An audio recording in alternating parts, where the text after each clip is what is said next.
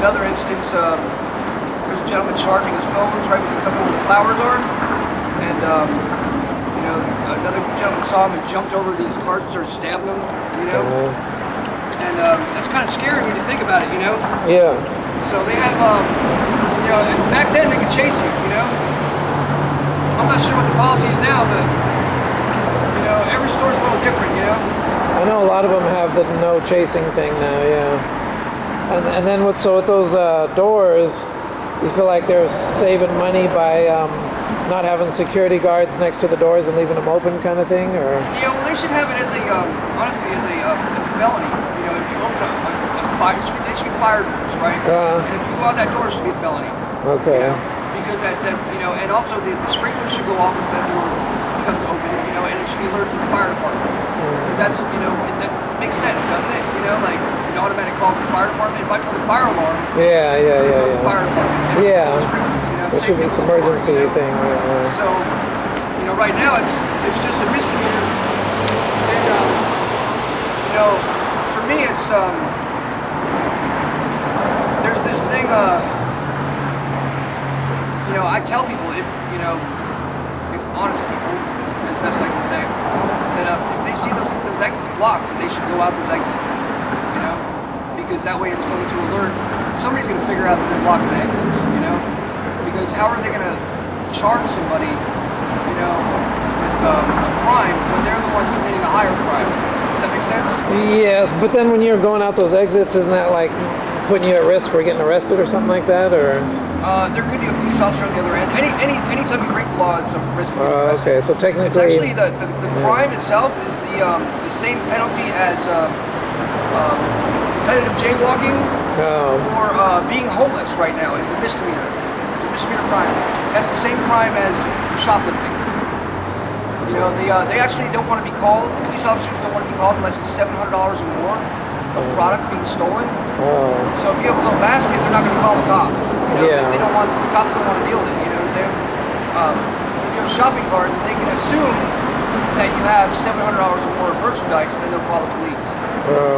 So the laws have changed. In the favor of the thief. So that's going to make more people do it, probably, right? I hope not.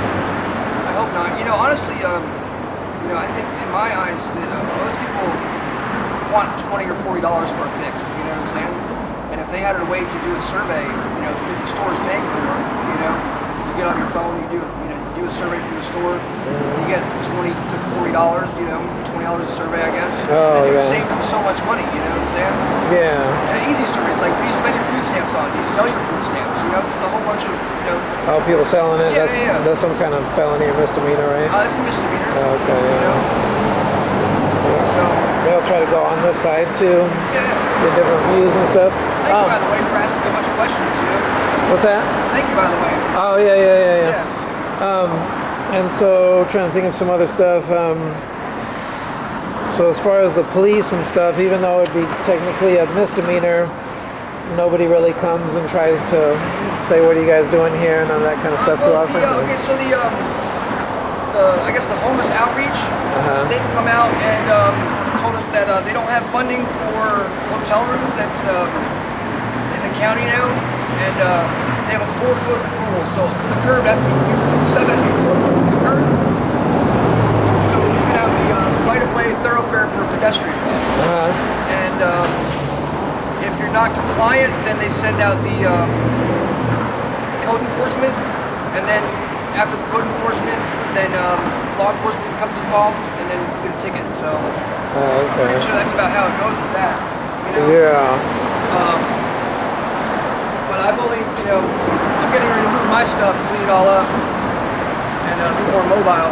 When I first came to town, it was definitely a crime to be homeless, to be on the streets, which is kind of messed up, because I believe in the right of liberty, pursuit of happiness.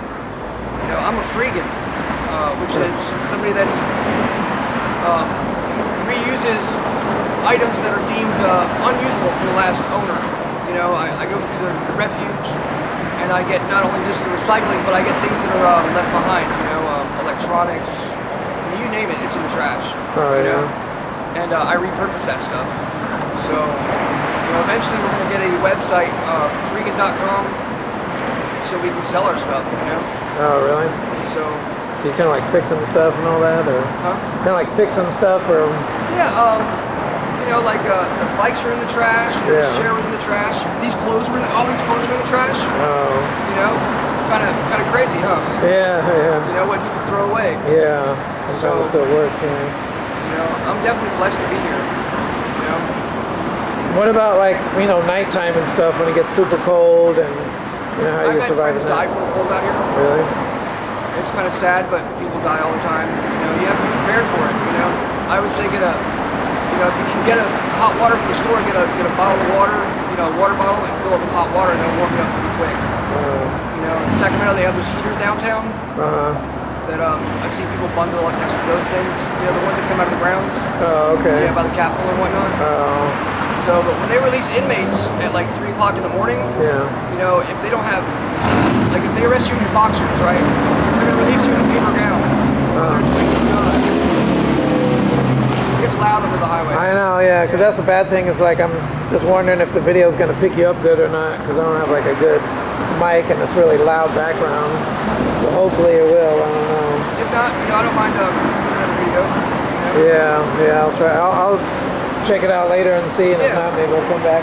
But and then about the thing with the AIDS, would you say like that? I guess HIV comes first, so I didn't know that until I came to town. I never actually met anybody that had it until I came to Sacramento. Oh, really? Yeah. So would you say Sacramento though is like majority, like drugs and AIDS, or not, or like the people living on the streets, It